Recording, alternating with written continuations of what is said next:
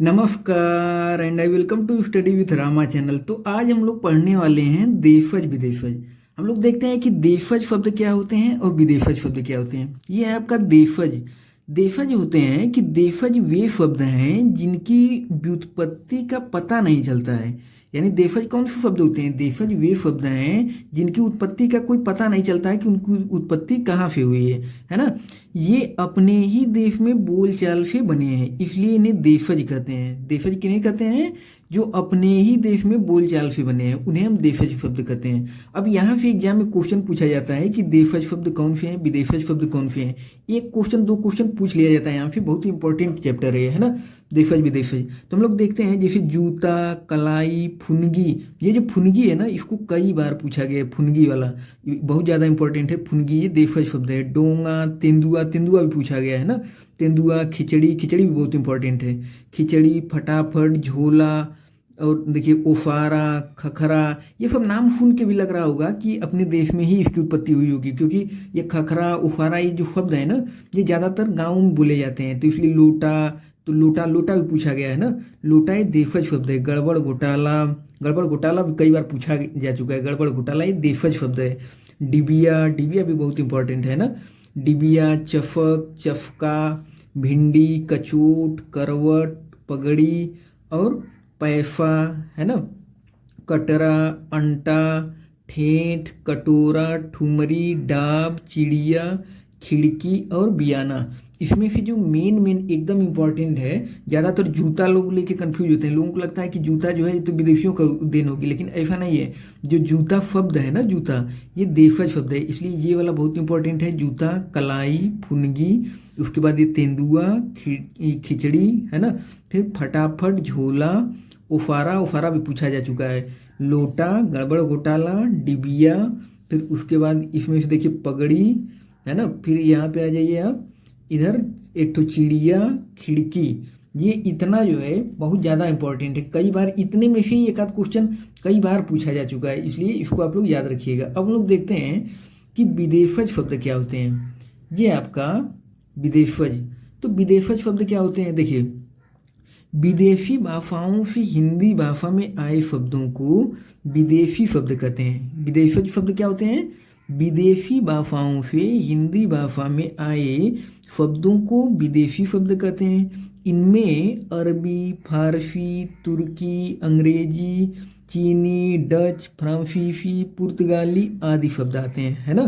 तो जो विदेशज शब्द होते हैं, इनमें अरबी, फारसी, तुर्की, अंग्रेजी, चीनी, डच, फ्रांसीसी, पुर्तगाली, ये सब विदेशज शब्द में आते हैं। अब ये होते कौन कौन से हैं विदेशज शब्द? यहाँ से क्वेश्चन पूछा जाता है देशज शब्द और विदेशज शब्द से। तो अब यहाँ से देखिए कि ये विदेशज शब्द हैं। जैसे अरबी है, तो अरबी के अंतर्गत कौन कौन से शब्द आते हैं? अब यहाँ पे आप लोग एक बार देखिए, जैसे अमीर, जो अमीर शब्द है ये अरबी शब्द है। इसको कई बार थोड़ा देखना पड़ेगा, वैसे कन्फ्यूजन होता है, तो इसको दो तीन बार देखना पड़ेगा तभी याद होता है ना। तो अमीर, अमीर जो है ये अरबी शब्द है। अमीर, अजायब, आफार है ना। आदमी, तो इसमें से आदमी काफ़ी इंपॉर्टेंट है। आदमी जो हम लोग शब्द प्रयोग करते हैं ये अरबी शब्द है, आदमी। फिर आखिर, अक्ल, अफर है ना। आदत, अल्लाह। फिर इजलाफ, इज्जत, इमारत। तो इमारत आप लोग याद रखिएगा, इमारत जो है ये आपका अरबी शब्द है। इमारत जो मेन है उसको हम हाईलाइट किए हैं। इमारत, इस्तीफा है ना। इलाज, फिर उसके बाद ईमान, उम्र, आफान, औफत, औरत। औरत शब्द भी बहुत इंपॉर्टेंट है। औरत जो है ये अरबी शब्द है। औरत, औलाद, कबीर है। अब उसके बाद देखिए, कुर्सी, किताब, कातिल, कायदा, कफर, कमाल, कर्ज, किश्त, किस्मत, कसम, कीमत। फिर गरीब, गैर, खबर, खत्म, खून, खिदमत, खराब, ख्याल, जहाज, जलफा, जिस्म, जनाब है ना। जवाब, फिर उसके बाद जालिम, नतीजा, नफ़ा, नाल, नगद। फिर उसके बाद नकल, नहर, फ़कीर, फैसला। उसके बाद आपका फ़ायदा, बहस, बाकी। फिर बाज, तारीख, तकिया, तमाशा और तरफ। तो इसमें से जो मेन मेन है वो कम से कम अमीर याद रखिएगा। अमीर जो है ये अरबी शब्द है, आदमी जो है अरबी शब्द है, इमारत, और उसके बाद कुर्सी किताब। कुर्सी और किताब तो बहुत पूछा गया है, कुर्सी और किताब ये दोनों जो है अरबी शब्द है, कुर्सी और किताब। उसके बाद जहाज और तारीख, ये 5-6 तो इसमें से कम से कम याद रखिएगा, ये अरबी शब्द हैं। और भी है यहाँ पे तकाजा, तमाम, तादाद, तरक्की, तजुर्बा, है ना, दाखिल, दवा, दिमाग, दुकान, फिर उसके बाद दलाल, दौलत, दान। ये जो फारसी है ना, ये कुछ ऐसे शब्द होते हैं कि जो अरबी में भी प्रयोग किए जाते हैं, फारसी में प्रयोग किए जाते हैं। जैसे दुकान है आपका, ऐसे ही अब देखिए दौलत, दान, दीन, दावत, दफ्तर, दगा, दफा, तो इसमें भी सब इम्पोर्टेंट नहीं है। जो इम्पोर्टेंट है जैसे वकील, तो वकील पूछा गया कई बार, है ना। वकील आप लोग याद रखिएगा कि वकील जो है ये अरबी शब्द है, इसमें फिर वकील बहुत ज़्यादा इंपॉर्टेंट है। वकील आपका अरबी शब्द है। बाकी आप लोग देखना चाहें तो यहाँ से इसको देख सकते हैं, है ना। अब हम लोग देखते हैं आगे पुर्तगाली शब्द। ये हैं आपके पुर्तगाली शब्द। पुर्तगाली से कई बार बहुत क्वेश्चन पूछा जाता है। पुर्तगाली ये वाला बहुत इंपॉर्टेंट है, पुर्तगाली वाला, है ना।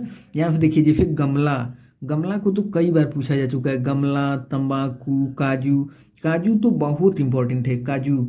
यहाँ पे कोई भी आप पेपर उठा के देखिएगा, अगर उसमें देफज विदेफज क्वेश्चन होगा तो उसमें आपको काजू मतलब देखने को मिल जाता है। बहुत ज़्यादा इंपॉर्टेंट, काजू कई बार पूछा जा चुका है ना। काजू, बाल्टी, फिर आल्पिन, आल्पिन भी पूछा जा चुका है कई बार, है ना, आल्पिन। फिर उसके बाद इसको आप देख सकते हैं अलमारी, अलमारी, है ना, पिस्तौल, तौलिया, ये सब इम्पोर्टेंट है। अलमारी, पिस्तौल, तौलिया, गोभी, अनन्नास, मेज, फिर किरानी, चाबी, फीता, फिर गोदाम, परात, फिर पादरी, कमीज, और उसके बाद मस्तूल, फागू, फाया। तो ये सब इम्पोर्टेंट नहीं है उतना। इसमें फिर जो ज़्यादा इम्पोर्टेंट है हम लोग उसको देख लेते हैं। जैसे गमला आपका हो गया, तंबाकू हो गया, काजू, बाल्टी, आल्पिन, फिर उसके बाद अलमारी, पिस्तौल, तौलिया, गोभी, है ना, फिर उसके बाद मेज, फिर चाबी, चाबी के बाद आपका हाँ इतना लगभग ज़्यादा इंपॉर्टेंट है। बाकी एक बार आप लोग देख सकते हैं बाकी सब, लेकिन जितना हम बताए हैं उसको आप लोग याद रखिएगा, ये बहुत ज़्यादा इंपॉर्टेंट है। बाकी अब हम लोग देखते हैं, ये है आपका तुर्की। तुर्की के जो शब्द हैं देखिए, जैसे कैंची, कैंची भी खूब पूछा जा चुका है ना। कैंची, कैंची पूछा जाएगा कि कैंची जो है कैसा शब्द है, तो कैंची जो है तुर्की, तुर्की का ये शब्द है कैंची। फिर उसका तमंचा, कूली, है ना, फिर चेचक, दरोगा, फिर कुर्ता। तो इसमें से जो मेन है एक बार हम लोग उसको देख लेते हैं। जैसे कैंची आपका हो गया, उसके बाद तमंचा, तमंचा भी पूछा जा चुका है, चेचक, है ना, चेचक, दरोगा, कुर्ता, फिर तोप, बहादुर, बीवी, और उसके बाद आपका लफंगा, लफंगा भी पूछा जा चुका है। तो लफंगा, उर्दू, उर्दू आपका तुर्की शब्द है ना, उर्दू हो गया, बारूद हो गया, मुगल हो गया। उसके बाद लाफ, बेगम। तो ये इसमें से 6-7 जो हैं ज़्यादा इंपॉर्टेंट है। उसमें से भी अगर कुछ भी ना याद हो तो कम से कम कैंची तो याद रखिएगा ये, क्योंकि कैंची कई बार पूछा जा चुका है, कैंची, है ना। तो जो कैंची है आपका ये तुर्की शब्द है। अब हम लोग देखते हैं आगे, ये है आपका जापानी शब्द रिक्शा। इसको भी कई बार पूछा जा चुका है कि रिक्शा जो है ये कैसा शब्द है, तो रिक्शा आपका जापानी शब्द है ना। और डच, ये जो बम और तुरूप, ये जो 2 शब्द हैं, बम और तुरूप, ये आपका डच शब्द है ना, बम और तुरूप। उसका चीनी शब्द कौन सा है, चाय, जो हम लोग चाय पीते हैं, चाय, लीची, पटाखा और तूफान, ये आपके चीनी शब्द हैं। देखिए चीनी और चाय ऐसे करके रिलेट कर लीजिए, और लीची आपका हो जाएगा, है ना। फिर पटाखा, तो पटाखा वटाखा देखिए चाइना वाले बहुत ज़्यादा पटाखा बनाते भी हैं, ऐसे करके रिलेट कर लिए। इसमें कुछ ना कुछ ट्रिक बनाना पड़ेगा कि जो है पटाखा बहुत ज़्यादा कौन बनाते हैं, चाइना वाले, है ना। तो चीनी शब्द ये हो जाएगा, पटाखा जो है आपका चीनी हो जाएगा। तूफान, तो पूरी दुनिया में ऐसे करके रिलेट कर लिए, पूरी दुनिया में चाइना की वजह से तूफान मचा रहता है ना, ऐसे करके रिलेट कर लिए, कुछ ना कुछ ट्रिक बना लीजिए तो आपका याद हो जाएगा। जैसे तूफान तो चीनी शब्द हो जाएगा। जापानी, तो जापान वाले ना रिक्शा बहुत चलाते हैं, तो जापानी जो है रिक्शा जो शब्द है ये आपका जापानी हो जाएगा। ऐसे करके इसको रिलेट कर लीजिए, कुछ ना कुछ इसमें ट्रिक बनाना पड़ेगा तभी याद होगा, है ना। अब उसके बाद देखते हैं हम लोग कि फारसी शब्द कौन कौन से हैं। जैसे फारसी में अगर आप देखिए तो आपका ये हो जाएगा, देखिए कबूतर, गिरफ्तार, तो इसमें जो मेन है हम लोग उसको देख लेते हैं। जैसे मान ली कबूतर, गिरफ्तार, कमीना, है ना। उसके बाद किशमिश, तो इसमें ज़्यादा इम्पोर्टेंट है। जैसे दुकान, दुकान वाला जो है ये फारसी शब्द इम्पोर्टेंट है, दुकान, इसको याद रखिएगा। उसके बाद इसमें आप लोग पलंग, पलंग जो है इसको याद कर लीजिएगा, क्योंकि पूरा याद करना तो पॉसिबल है नहीं, इतने सारे शब्द हैं। तो इसमें जो मेन है कम से कम उसको याद रख लीजिए। जैसे दुकान आपका हो गया, पलंग हो गया, और इसमें फिर दो चार और आप लोग देख लीजिए जो लगे कि ज़्यादा इंपॉर्टेंट है, उसको याद कर लीजिए। उसको पूरा याद करने की आवश्यकता नहीं है, क्योंकि इतना ज़्यादा है याद ही नहीं होगा, कन्फ्यूजन होगा। तो जो मेन है बस वही याद कर लीजिए, है ना। एक बार आप लोग देख लीजिए यहाँ पे जितने भी ये आपके शब्द हैं, ये कौन से शब्द हैं, ये फारसी शब्द हैं, है ना। ये आपका देहात जो है इसको भी देख लीजिएगा, देहात जो है ये फारसी शब्द है, देहात। उसके बाद ये इतने हैं, एक बार आप लोग देख लीजिए पूरा। हम लोग आगे देखते हैं। ये हैं आपके फंकर शब्द।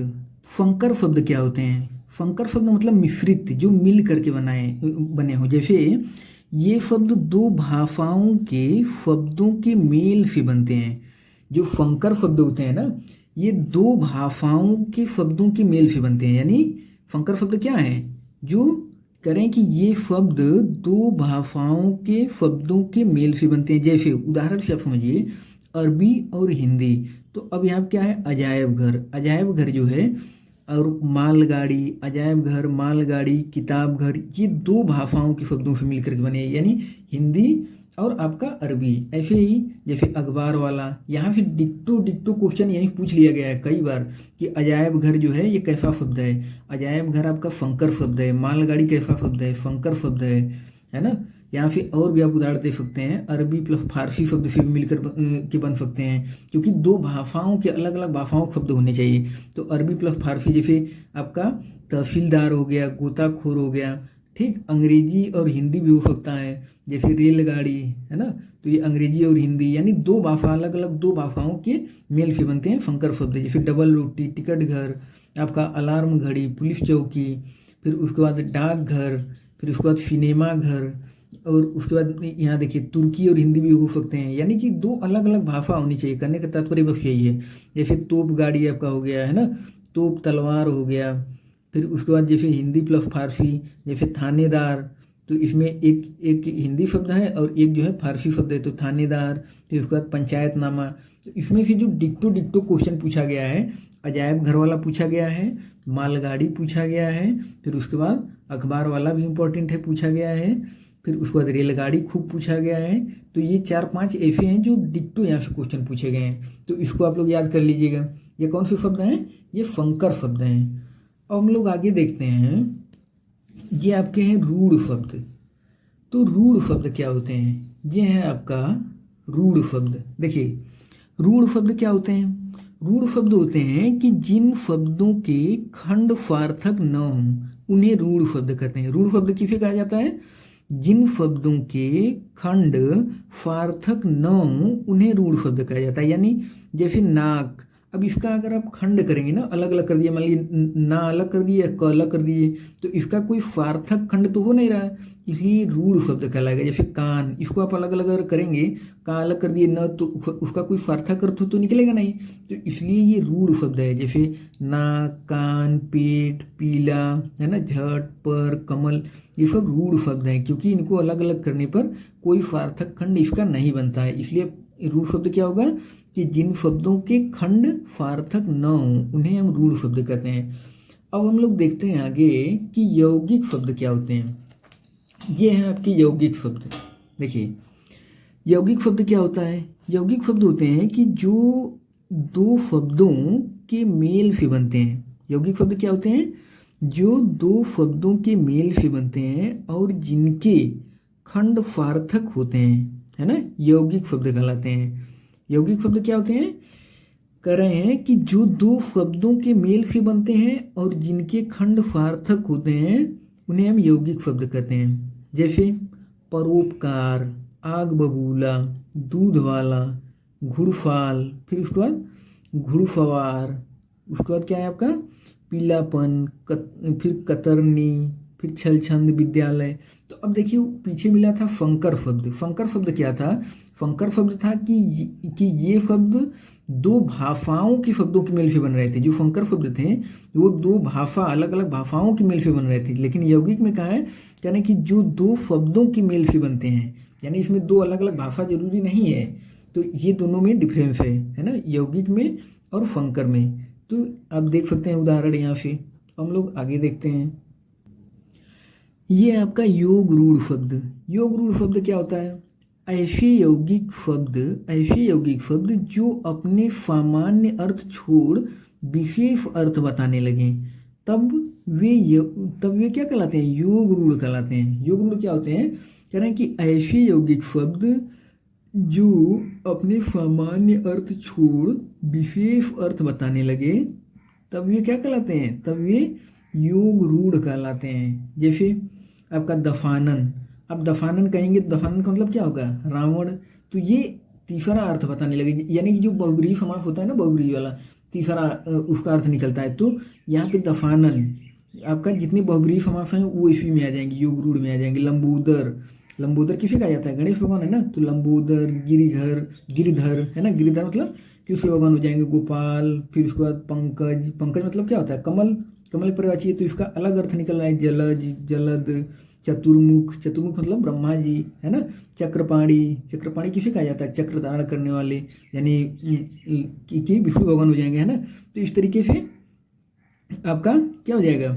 योग रूढ़ क्या होता है? जब तीसरा अर्थ उसका निकलने लगे। करने का मतलब कि ऐसे यौगिक शब्द जो अपने सामान्य अर्थ छोड़ विशेष अर्थ बताने लगे। करने का मतलब कोई अलग अर्थ बताने लगे, तो वो आपके योग रूढ़ शब्द कहलाते हैं।